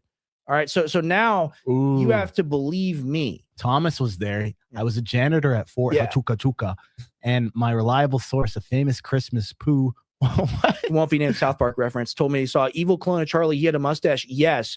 You see, they had an evil. Oh, that's the real story. So they cloned Charlie Kirk. They had an evil Charlie Kirk on top of the roof. He's the one that actually took the shot. All right. And now we're getting down to evil something. Charlie Kirk is actually the new Jeffrey Epstein. And since everyone thinks he's dead, he gets to run the islands in secrecy. And the only thing different is he wears an eye patch. Wow. But like that's like you might as well have fun with it because that's what she does. What else do you have on her? And just getting back to my document, while we were listening to the story, and just backs up what I had here in my notes. And then I say allegedly by providing this almost mystical hearsay / anecdote about one particular incident involving a business gone wrong, she starts then using that to throw shade at Fort Huachuca, completely unrelated. Candace makes the claim throughout the video program that she is divinely inspired. That's paraphrasing, not a quote. Everything is always, it's divine providence. She went to church that day and it was a special day. God gave her this message. She literally says that. God really? Yeah, and really, Jesus came down to you and said, "Let's talk about Fort Huachuca." That, and you know what? I was going to go into it and say, well, my dad has said similar things, and other people say similar things. She takes it a step beyond. Does she? Right? Yeah. Like, I don't think my dad said, and someone clip it and show me it if I'm wrong. I don't think my dad said God told me to tell you about 9/11. I don't think he did that. But she's like, God told me, or my show is about having the platform to talk about this Fort of Jukawaca, Chaka, Baka, Baka, Waka Waka, whatever it's called. The Bruce Bevins guy, the allegations about training people to infiltrate Christians, they come from an email of unnamed person, female, and I got it wrong in my notes. It's even worse than that. It's like hearsay squared because it's in the email from the people that ran the gym about a girl talking to them. So like how do we? So there's how do we even get? So there? There's no, like, you're saying a person of a person gave this story, and we're presenting it to an audience of 2 to 3 million people as fact. And then you saw the first clip we played, like when we started rolling the episode or the live stream. It's her talking about the gym owners. And then she goes, in the email they sent me, they said this woman said. You can't do that. You can't be like, dude, that's beyond hearsay. Like, a judge would laugh at you. It's beyond any of that. So why doesn't she get sued? And, maybe that's happening. Maybe that's coming down the pipe or whatever. But if she gets to say all this, and if she continues saying this for like a year plus or whatever, it's an operation, right? This is true. She claims everyone is freaking out, wall-to-wall panic ever since she broke the Fort Huachuca story. Like, everyone's freaking out. Who's freaking out? Tell me, who's freaking out? Well, like the people on the right wing, like she points people like my dad, people like Turning Point saying she's crazy. It's because it sucks because like I have major issues with the official story and Turning Point and Erica Kirk. But now if I say something about it or I come at it from any perspective, people will tie me in with this. And I don't agree with this shit at all. Just because you think that a 30-06 couldn't get stopped by his neck does not mean you believe in the anti-Christian infiltration operation going on at Fort Huachuca. And I'm not saying the government doesn't do bad or crazy things, but we'll get to it. And I know it's a lot of preamble. It's like 8 pages. The thesis statement that you have to take from this live stream is she has this guy on. She has this dude. All right. And he apparently is like Army or like Special Forces or like that. And he was in one of those groups. Right. And looks like it. He was stationed down at Fort Huachuca. Guy looks like he's on up. And some of those people can be killers. You never know. You're right. This guy was stationed at Fort Huachuca, and he was working with the Border Patrol to quote unquote plant sensors. And I guess that's for like vehicle traffic or like people traffic, whatever. Yeah. And he says that, like the sensors were glitching. We didn't know what it was. And it turns out it was like seismic or underground activity. Basically, he says that they discovered like an underground cocaine smuggling operation. But how? Okay, I'm not saying that didn't happen. How were those two things correlated? Right. Well, we'll get into that. All right. And I'll go into it further. I'll kind of walk you down because I don't want people to go, oh, you're just reacting. You haven't seen it. I want people to see my notes. But at the same time, I'll break that down to you because I've seen it so many times. Basically, he claims when they made the big bust on this or whatever, there were American forces that were allowed to go into Mexican territory to complete the operation and deal with the operation on the other side, right? Right. And he claims that during that operation, they found like a photo of like the U.S. military and the Mexican military, like with the cartel people, like all buddy or whatnot. And then he was placed under a 35-year gag order for the case. So he was never allowed to address it or talk about it or anything. And I'm sure like maybe that's real. And probably that's just enough to make you go crazy. Right. So he comes back to Fort Huachuca, Waka, Chaka, Blaka, Naka, Waka after 35 years, literally like a couple months after the gag order expires. It expires in May, it goes there in September. And he goes to get the case documents on what happened on that particular assignment so that he can figure out why the FBI was never like given his case or whatever language that he gives in there. He was trying to go to a specific building that had records on Fort Huachuca, Blaka Chaka, and he ended up stumbling into the secret meeting to kill Charlie. And he names Erica Kirk and he names the head of TP USA Security as being people that within 95 to 97%, he recognized them as being there after the fact. Like when he saw the Charlie Kirk news, he's like, oh shit, those people were there at Fort Huachuca. And quote unquote, it was Erica Kirk because my ex-wife had the same eyes, so I can never forget. Okay, so let me just break down his argument here. It's a lot. He was allowed back into the base or wherever he was after receiving a gag order and being controversial in the first place. So they just let this guy walk around the base, stumble upon the secret meeting in which he discovers the plot after being banned from this particular thing, right? Am I understanding this correctly? Yes, but I mean, the thing for me is that it's like it's so unlikely that he would be there on the day that this is happening, and not only that, like here's my dad made this point on the show, and people that watch the broadcast know I disagree with him a lot on a variety of different things. He's 100% right. When you have a meeting to kill someone, you don't have a dozen people getting a occupied massive military base and be like, okay, we're going to kill your husband. And that's essentially the argument. Especially where other people could accidentally walk into that meeting and listen to that conversation. I didn't realize this was going on. Like it's beyond anything. But I refer. Do you have the video of them saying this shit? Because we can just skip. If not, it's okay. I mean, we can just try. I think he had a Ranger tab and airborne. Or no, he didn't have airborne. He had air assault. Anyway, I was teasing him about some of that. Was supposed to go back and talk to him. I was finishing signing in when, a couple more captains came around the corners and they escorted me way out. They wanted to take me out of the building. I thought I was getting arrested. I'm not gonna lie. His body language is reading like he's lying. What tells you that? It's the scratching in the back of his neck. His eyes are going all over the place as he's saying something specifically. He could be a fidgety person, but like in general, for something like this, he doesn't sound very convincing in his argument, but keep going. And I didn't know what I had done wrong. I'm trying to figure this out. Yeah, I'd given my name, the missions I had been attached to. I give them the purpose why I was there. And I was very polite about it. I was trying to be discreet as possible. And I had no idea what I was walking into. Obviously, when congressmen are around, there's something special going on. But yeah, they escorted me out across the parking lot to park benches there. And one of the captains there, his name was Captain Neff. Nice guy. And I started telling him my story, what I'm telling you, and what I was there for. Yes, that's the guy. Real decent gentleman. They don't tell us. Here's a photo of two guys. And as we sat there, the other captain went in, was going to get the sergeant major, and I don't know exactly what happened, but before long, there was a bunch of cruisers pulling up. If anyone at this point in the stream is confused, you should be. Well, I mean, shut up, Tim, because you're trying to suppress the truth right now. This guy knows about everything. Okay, and to say otherwise, like you're not legitimate and you're paid off by Israel if you don't believe everything he says. Can we just quickly look at her live numbers? Yeah. No, absolutely. Give me a second. I'm gonna pull that up. Talk about this. I'm trying to piece this in my head, and it's getting very hard for me to do this as a logical person. And damn, she's got 6 million. Well, that has almost 6 million followers. It's so hard. You have to like do it on multiple things because when you pull up the and then go to live I will. 6 million followers. Okay, dude, those are some views. 2.5 million views. Those are some crazy numbers, guys. 4.5 million. 2.9 million, 2.8 million, 2 million, 1.6.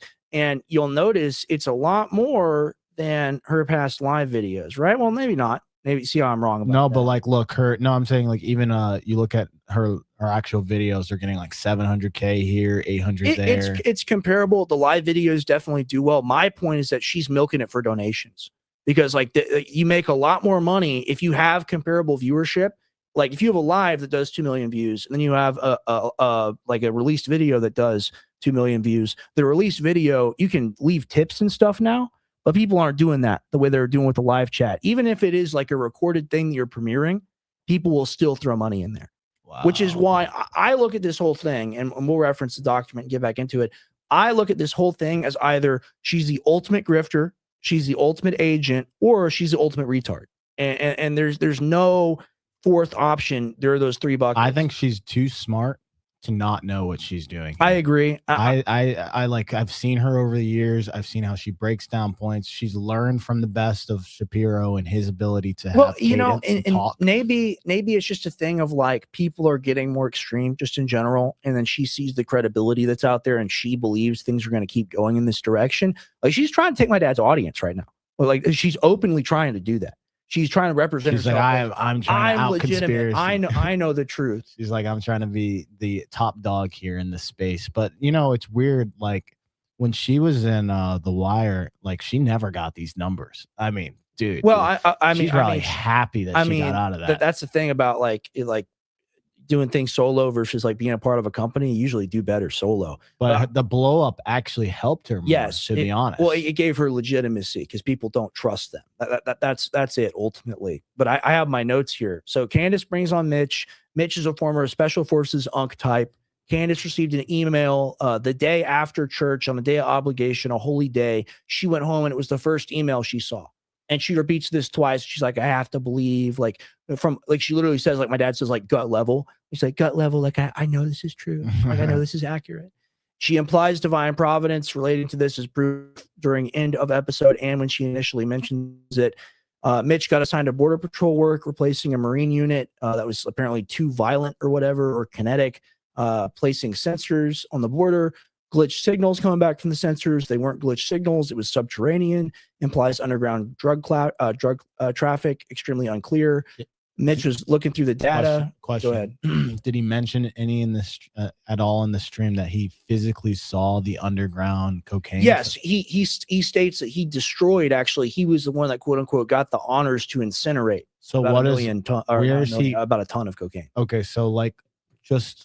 I'm so lost, man. Like, where is you haven't watched all 50 episodes? Where is where is the correlation from underground cocaine things that would be expected at the border and Charlie Kirk's death? Like, where's the thread? Help me connect it because I'm not. Well, I've told you. I've told you. He uncovered the thing about the government, which honestly, like, that sounds true. That sounds like that could happen. And the government, they ice him out. They blacklist him. They say, we're not giving you any help. You get a 35-year gag order for trying to look into this or get these records. And then the cartel apparently had his information and wanted to fuck with him and had been fucking with him for decades. And he says, one of the quotes in here, and this is why I have the notes. He claims that he's had people come through his window, quote unquote, implying the cartel violence.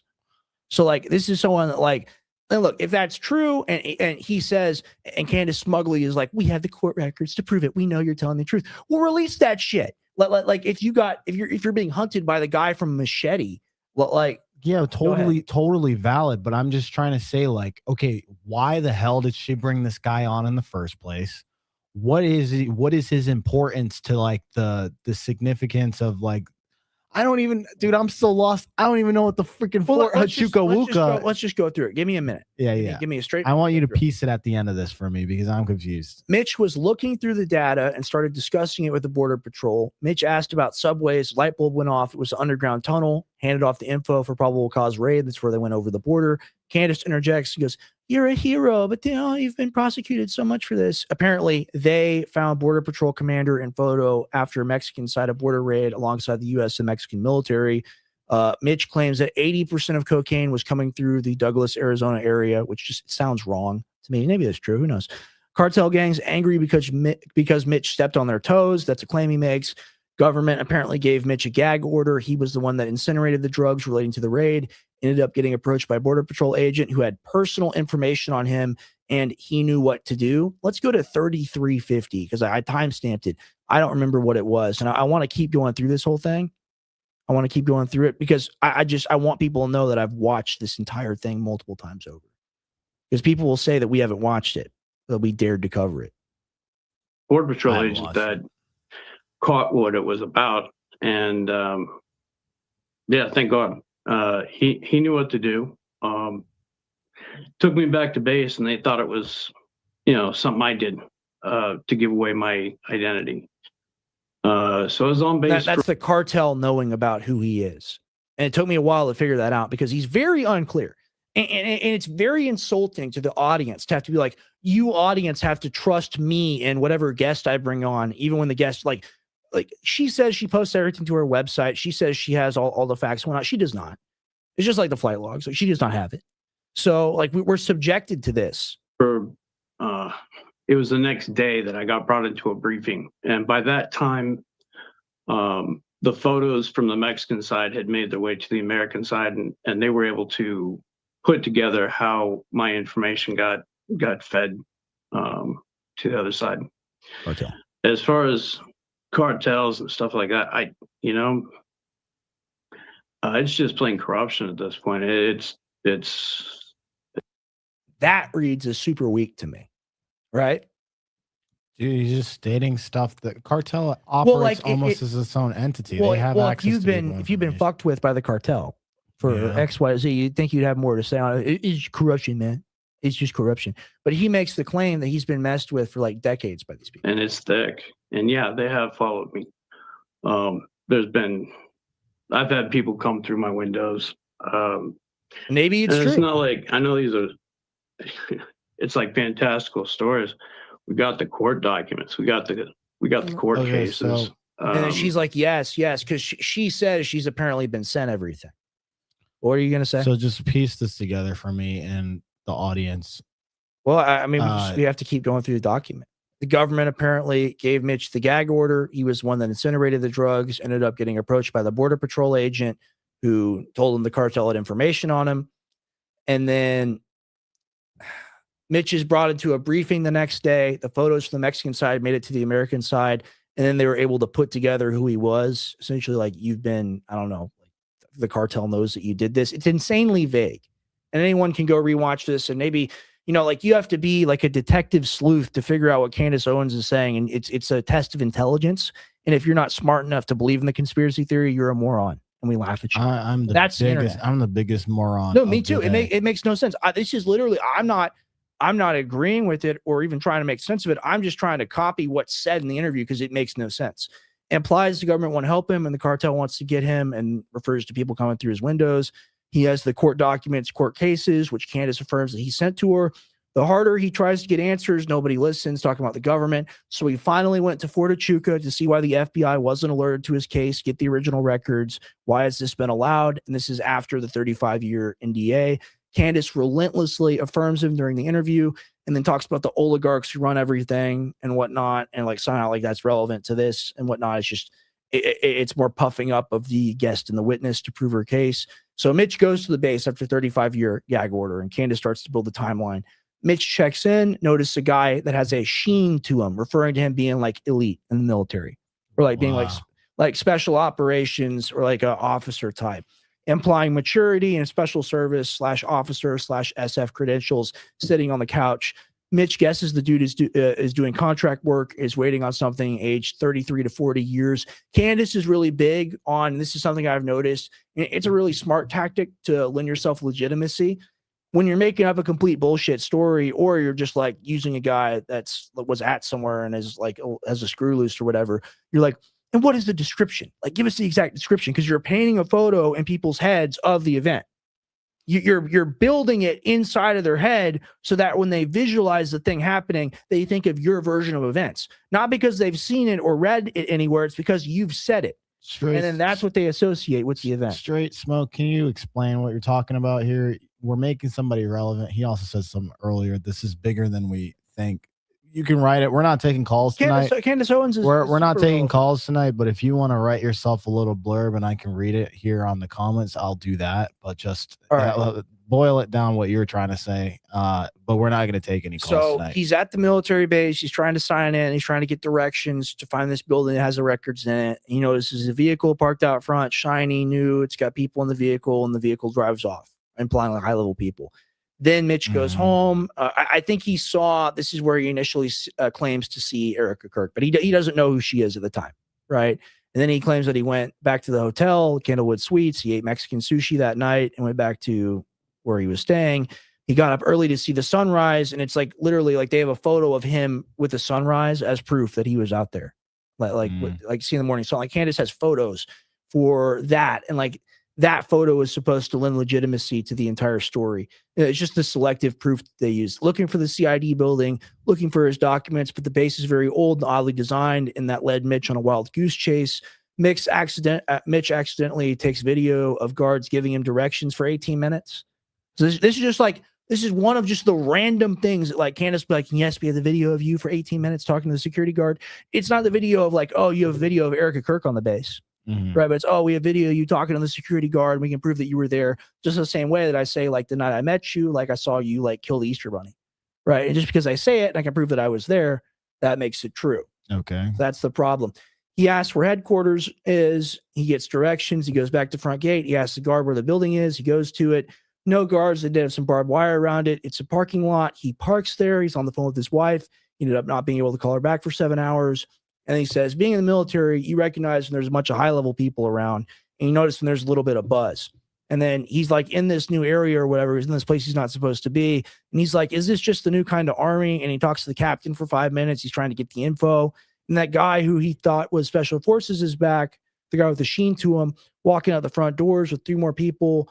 One looked like a congressman, and he makes the claim that he is a congressman later in the video. And he says people were palling around, but sort of serious. And they got into one of the GSA vehicles that's like budget or like enterprise rent-a-car for the government, and left. Then he says a sergeant major came back in. Mitch makes small talk, teases him about like his badges or whatever. We were playing part of that clip right there. Was supposed to talk to him, but then a couple captains came around to take him way back away from the building. Like they were trying to hide the building from him and who was there. That's what he says. What are Polish beekeepers? What are Polish beekeepers? Did you hear anything about Polish beekeepers on this video? I didn't hear anything about that. I'm sure that's key. I'm sure that's the new part of the story. And then, so he's being questioned by like basically every branch of the military, or like every kind of like police. Like everyone's there, and they're all surrounding him, and they're putting up a wall between him and the front door. And the GSA car returns, and the people enter the building, and then the military and police threaten him and try to scare him, accuse him of a bomb threat, and they want to search his vehicle. Mitch is thinking of his case while this is happening.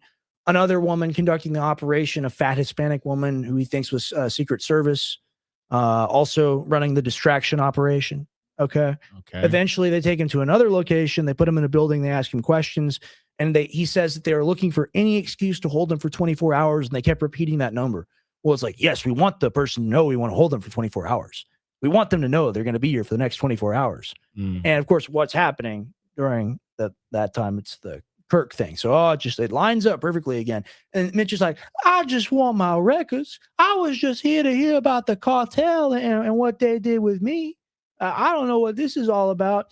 And then he sees the Kirk stuff all over the news. He questions the official story. What he noticed is he never saw any of the TPUSA people like before. He didn't recognize them, right? But he started seeing people from TPUSA that he recognized from Puerto Chuca from the coverage, right? And he points out it's the head security guy for Kirk, and then Erica Kirk. He says the head security guy for Kirk was with the congressman at the fort, and quote unquote, he has a gift for recognizing people, so we have to trust him.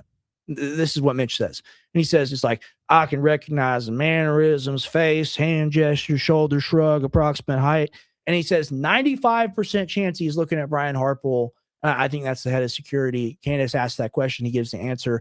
And then Candace says, I confirm everything with metadata. And the people were on the base, that there was a big meeting that day. And like her sources, people that also work on the base told me there was a big meeting. And in this, he accuses the congressman for Las Vegas. He accuses the head of TPUSA security, and he accuses Erica Kirk with a quote unquote 95 to 99% like accuracy, or just like certainty in making his claim. He claims that he saw all these people at Fort Richard. All right, so, that's the story. And now I'm out of breath. Now I'm fucking tired. So So look, one thing that debunks this whole thing is you just look at Erica and you look at Charlie, and then you have to just look at the fact that they had kids together, and not even just that, but like just go and look at their history of like their relationship and their marriage. It was pretty strong, to be honest. Well, shit. I mean, that's what you believe, and I'm not sure if I believe that and whatever. But strong enough, but not enough to go to this. She was at the military base to kill him. Not to go to this Fort Huachuca to plot to assassinate you. Like, here's the thing: there's all different types of way you could kill your husband without doing it in public in front of thousands of people. If you wanted to go kill him, you literally could find some way for some guy to like shoot him while you guys are on a walk and give him the location of where you guys are going. It's that simple. Why is it this whole entire like thought out strategic plan that requires all this. Also, do we not like have the whole thing where she was talking about they had a meeting the night before where she got text messages from Charlie, or not Charlie exactly, but the leaked group chat that said like Charlie was at the Israel thing. I'm saying if that's real, then why was the that the buildup of the night? They're like, oh, that night we're going to decide to execute plan. No, I think the thing is like you look at that event, what you're talking about, which is legitimate and can be questioned, right? And I would point to the number one thing that can show like maybe some animus on the part of like the Zionist coalition when it comes to Charlie Kirk is when Charlie Kirk says like, I believe like there should be an investigation at October 7th. I think there was a stand down. And he said that on PBD. So you can look at stuff like that and go, okay, that's maybe a little interesting. And then Candace comes out and says, no, Fort Huachuca. You can't ever talk about it ever again. This is my problem with it, is that it invalidates like that. This is like, you know how the George Zinn guy showed up and is like, shoot me, kill me. This is the media version of that. This is a distraction. This is an operation that's been run deliberately by her for either money or to what if this is all one big game of 4D chess and Candace is the infiltrated? She's the smartest ever. No, she's been infiltrated and she's been designed to add a bunch of chaos so people never find out the truth. Well, I mean, it's not even she has to be designed. It's just it's monetarily incentivized, right? Yeah. And like there is a real lane now, and people can go to my dad and be like, "He controlled by Trump, and he covered for Trump over and over and over again." And I would agree with some of that. I would say that he glazes Trump too much, and I have a problem with that. I don't think we're in the second golden age. But at the end of the day, he would get more viewership, he would get more money, he would get more success if all he did was go savage mode all day like Candace and make up shit and attack people. But at the end of the day, people will point at my dad and be like, he's radical, he's XYZ, he's this and that. In all my years, besides maybe like 10th planet, which is like in the solar system, there's a 10th planet circles around, it's wormwood in the Bible, and it's going to cause the apocalypse. He used to have people on about that, about like DMT and stuff. Like, I can't think of anything that's crazy. I can't. You can point to the SH thing as an example, and I could go, yeah, I match you there, and I understand that, like pointing at this, right? Like this is another thing where you think you'd get sued. So just so I can summarize this for myself, right? Candace has this guy on. She says, Pachuco Waka Maka. Right. He used to kind of work somewhere along the lines of these places, right, or with the organization that does that. He got this whole thing that he got a gag order from something he did wrong. And he didn't do anything wrong. He found all the drugs. All right. So he got punished for that. And then the day he was lifted and went to the base to like do some stuff, he just happened to be. He went, you got to understand, he went to get the documents that prove whatever happened. And then by doing that, he accidentally came upon a meeting. Yes. In which he found upon the plot for his death. Yes. And that was the whole gist of like the 40 minutes that she sat there explaining all that. And her whole thing with the Fort Huachuca is she thinks that was the origin place of the whole plan to kill Charlie Kirk. Is that what it is? Yes. And it's Fort Huachuca Waka Naka Blaka Haka Waka. All right. And we have to say the full name every time or else it's not legitimate. We have to prove that we watched the entire Candace Owens episode. And you say, like she made the claim or she stated, like she affirmed this, like she says this like it's true, and you can throw in as many like allegedly as you want and whatnot. Like she's stating all this is fact. We need to start a class action lawsuit against this. This is ridiculous. We've been emotionally disturbed by it. I have, man. This is and we didn't even. I can't get this time back. You know, she's just literally wasted my entire life. We didn't even get into all of it. And like I was saying about the eyes, like he saw a photo of Erica Kirk from her past, apparently where she's like wearing a ponytail or whatever. And then he says that she was present at the fort with the Brian guy, the head of security. Then he claims that that person matches the person he saw at Fort Huachuca. So he says, I recognize both of them. So the head of security that was there at the event. Yes. What he saw. Yeah. He recognized him at Fort Huachuca. And then referring to Erica Kirk, he puts it at 95 to 99%. He says, those are really rare eyes. He claims to have an ex. Yeah, but she claims to have an ex-wife with eyes like that. It makes him remember. You can't make this stuff up. Do you know how many like a lot of people, blonde and blue-eyed girls? A lot of people, and it's literally Arizona. I think University of Arizona. Candace plays a game with about 1,000 navies. Well, maybe she was on base. Maybe she wasn't, referring to Erica Kirk. Let's just assume, for the sake of argument, her argument, this scenario, and then she says Kirk referring to Erica Kirk, has always been open that her mother works with the military in Arizona. And apparently this is true or whatever. So, of course, Erica Kirk would be familiar with Fort Huachuca because her mother works with the military. So you see, just Tim, let's say hypothetically, your dad worked for the military, so you know everything about a military base. Right. That doesn't follow or make sense. And then Candace goes, "This is not my platform. This is God's platform. I am a conduit. I don't know why I have the platform. My prayer was very intentional that night." And I see your email referring to Mitch. And then Marco Modi is the name of the congressperson that he claims he saw there. And he says, "quote unquote, that's definitely the guy." And then Candace Owens is like, "Well, there's a call sign for a high level person seen on Fort that day. We don't know what the call sign is. Was it Kash Patel? Maybe." Literally. That's the stuff that can get you in trouble, guys. I don't like Kash Patel. I can't stand Kash Patel. But like Candace Owens is just like, "Ooh, popular name people hate. I throw it into my story." This is the stuff that you can actually get in trouble for. Just conflating totally people that agree. have nothing to do with the story. And well, I mean, are you really discussing the he say, she say type shit? That's the biggest thing on Twitter right now. Everyone cares about this stupid ass shit. And then people come into my comments and our comments and tell me and tell us that, like, you're not doing your research. You're not doing your job. You have to watch every episode of her show. I have seen 4. I have seen this particular one 3.5 times. I took notes on the entire fucking thing. And I'm just like I spent time doing this, 8 pages. This is not ChatGPT. This is me watching it, pausing it, and writing down what is said. And I've been looking at conspiracy theories my whole life. And Tim has been looking at conspiracy theories recently. We both have the same opinion. Is bullshit. Dude, they come around, the same opinion is bullshit. I'm at a loss for words. Yeah, we're gonna go get lobotomies after this to make it feel better. You know, it's like take the pain away from the brain. Man, this is so sad. Cordless drill. We have so many issues going on in life and society, and you know, she spent this entire time getting a guy on this episode for an entire hour to spew some bull crap while literally there's a single mom that can't. Shit, man. You talk about problems and all this shit and like war and drugs and money and all this shit. What do you know about Fort Huachuca? Or do you not care about being educated? Do you not know about Mitch Snow and the underground cocaine tunnel that he had to investigate 35 years later on the particular day he's investigating it? Charlie Kirk's murder is being planned. And of course, Erica Kirk had to know her mom works with the military. And it's just like, hey, look, straight smoke. I know you want to talk, but like this is a nothing burger. You don't have anything. You don't have anything apparently to say. There's no way we're covering hearsay because hearsay is getting millions of views, and we're saying that it's bullshit. 3 million people watch that. Yeah, 3 million people watch that. Probably more on like Twitter clips and other platforms, to be honest.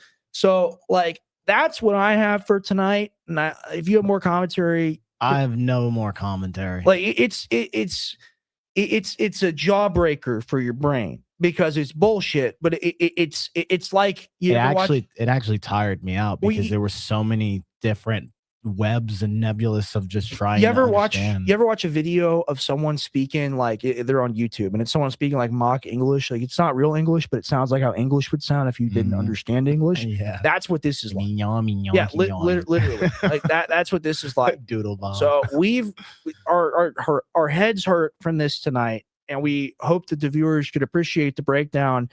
And we're sorry to do it to you, to be honest. We're not going to do We're not going to do this again. Yeah. We won't I might revisit this in like a month, but I like this is just. Yeah, we won't sit here, hop on here and do deep dives on things that we don't quite understand and you guys probably won't understand. But you know. Well, I mean, I hear you say that. People wanted to hear about this today. Crazy. They wanted your algorithm is so much different than mine. It's true. It's true. Like, dude, I'm telling you, I get hundreds of comments telling me that you don't understand. Like, everyone in the country is watching Candace Owens. Everyone is watching this woman. Everybody.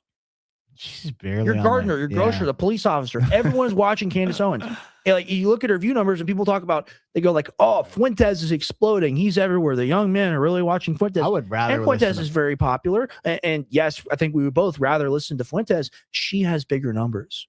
The numbers she has are like Super Bowl numbers every time she does a show. The fact that she has bigger numbers than your dad is kind of wild. Oh, she stomps on everybody now, but see, she's taken that pole position for herself.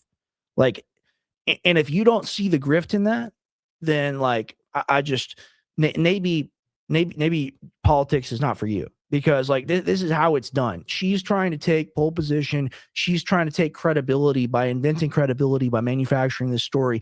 In my opinion, allegedly, I have to state that, of course, just like she does. But see, Candace, you don't get to just create a narrative and a story and then patchwork things together and then say anyone that doesn't understand the entire patchwork is therefore like a government operative or ignorant and doesn't get to criticize you.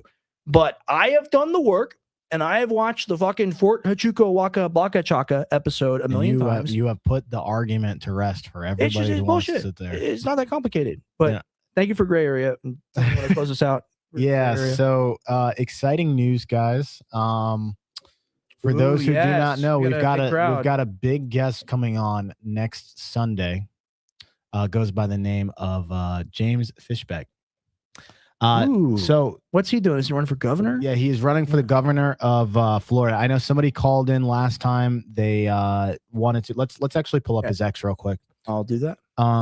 Somebody called in. They were like, "Hey, check this guy out. He's running for governor of Florida." And I was like, fine. I'll look into him. And I did. And I was like, hey, I kind of like some of the stuff he talks about, and I think people would want to hear from him.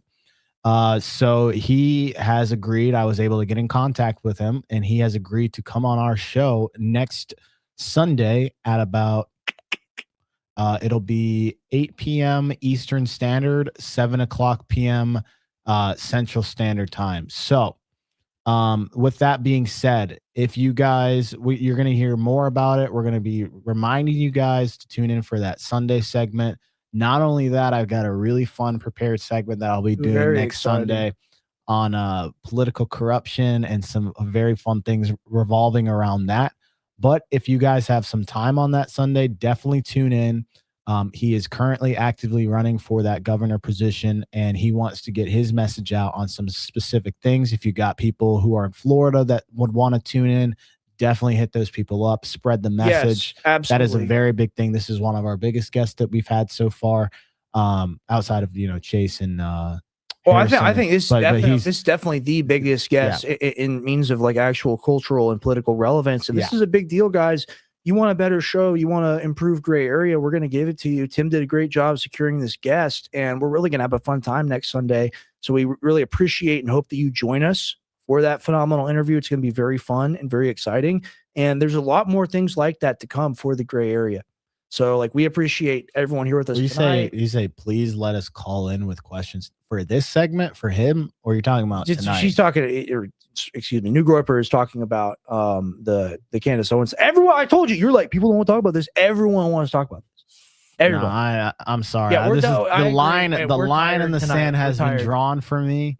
Yeah, I don't want to talk about this over a phone call. For me, the thing is to be confident on speaking on it, because I didn't want to make my thing and then have someone clip me and go, he doesn't know what he's talking about. At 1912, a timestamp, Candace Owens disproves this right here. I had to watch the entire thing. I gotta say, I'm done. We appreciate you guys. I love you, New Groiper. We love all the callers and all the listeners, all the viewers. It's gonna be a short show tonight. Yeah, it is. So, he's talking about for Fishback. No, honestly, we'll do that Tuesday. I'm not opening the lines for that because we know what questions we'll have prepared. I don't want somebody to come out there with an ambush and then we never get like a good guest like that. Yeah. Then we never get a good guest like that again. Right. We can't do. We'll clear it in the future. It's a cool idea. My dad does that sometimes. We'll have a guest and have people call in. We're at the I believe it's the larval stage. Yeah. Where you're like just like a little like pupa. Yeah, we need some credibility. Yeah, like we got to nail these interviews first. We appreciate everyone tuning in tonight. I would rather gouge my eyes with a plastic fork than entertain Candace. I mean, that's where I'm basically. But you love him. Well, like you love her. No, we don't. We love her, right? Right, New Groiper. We love Candace. Okay, all right. No, we're no Groipers. We're Candace. Does she have a cult following that they call themselves the Candaces? I don't know what they are. The Candai. The Candai. The Candai. I don't know. Look. Oh, I lost my train of thought. Look, I'm tired. I took my dog because I'm going to go deer hunting the 1st through the 3rd. I won't be here. Tim will do a solo show, or there won't be a show on Thursday. Mm-hmm. But I got my dog boarded today, and it was like 2-hour round trip drive, and then I kind of got lost and took a detour. I drove around between like 1 and 3 p.m. and I was just listening to her, man. I listen to Candace Owens for like 3 hours. It's an hour to board your dog? I take him to Temple. Damn. I take him to like around like exit like 298. That's and then south? we're on exit like, you know, we're at here. Oh, so way up north. Oh, way up north. Way up north. It's not even in Austin. So like we hate Candace. Look, it's not that I hate her. It's just I hate the amount of my life that I lost watching the shit. Because like here's the thing. And schizo people will always do this too. They'll always be like, oh, I'm right because I know everything and I had the secret knowledge and the aliens told me, and that's, you don't understand, and you're controlled and you got the microchip in your brain.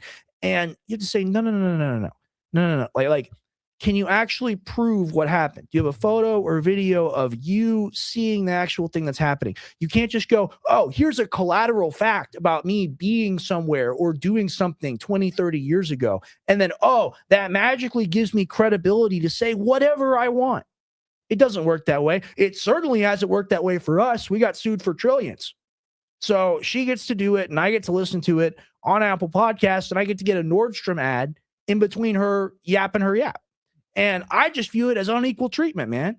It's like, well, we said some shit and we get sued for $1 jillion and then you can do whatever you want. And you can't say that she's not doing material harm and damage to TPUSA and their donations. She is. Like what the fuck? She's actually, and Erica. They should already be in court. Hey, I thought Erica and her came to an agreement. No, I don't even want to go back over this. It's damn it. I opened the can. I opened the can. God. I opened the can of worms, but like I could have swore they said they like, we've been kumbaya. Less than 2 weeks ago, they met in person.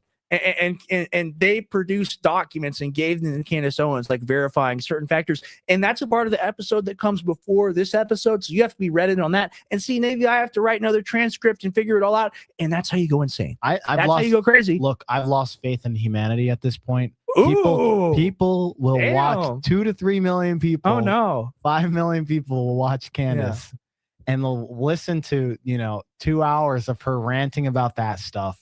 And then there's like real stuff that like, we have very good educational things that people like want to know about and hear about. And not even just from our show in general. Like, right. I just, not even Candace, I see other shows doing the same thing where like now the cool hip trending thing has been like these slop wars.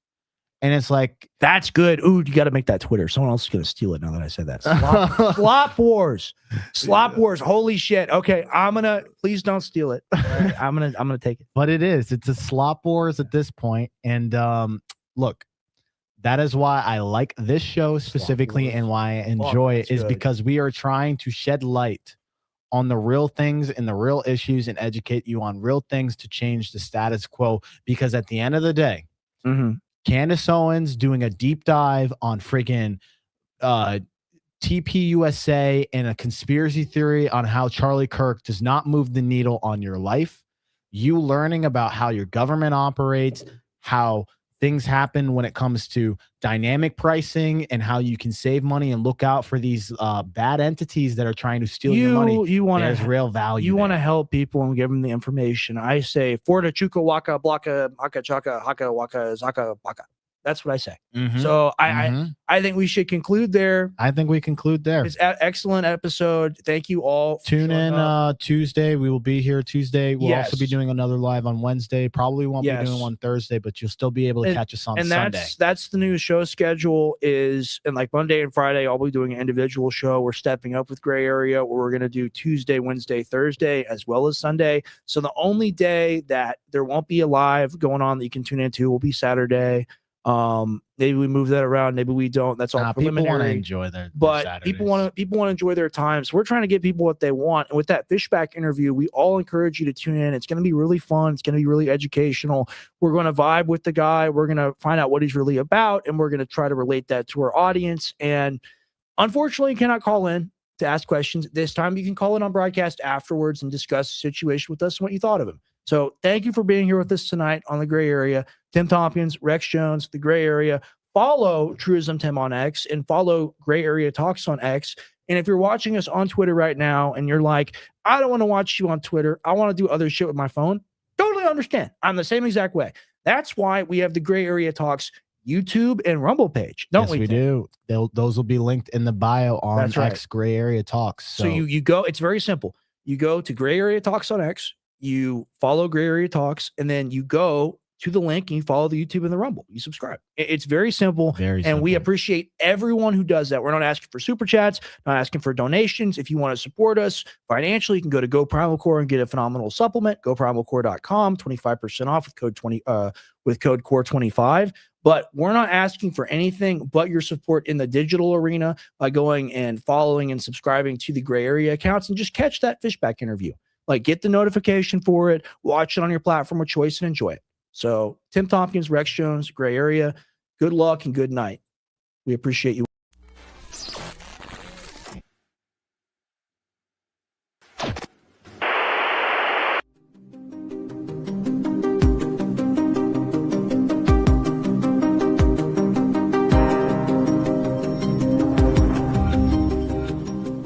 Modern life has left us out of balance. Long ago it was once said, certain remedies could grant a man the vitality of a horse. For over 6,000 years, these natural remedies have been harvested and tested by generations. Why create complex formulas when nature's roots are still in our hands? Try Primal Core. Ancient remedies for modern life.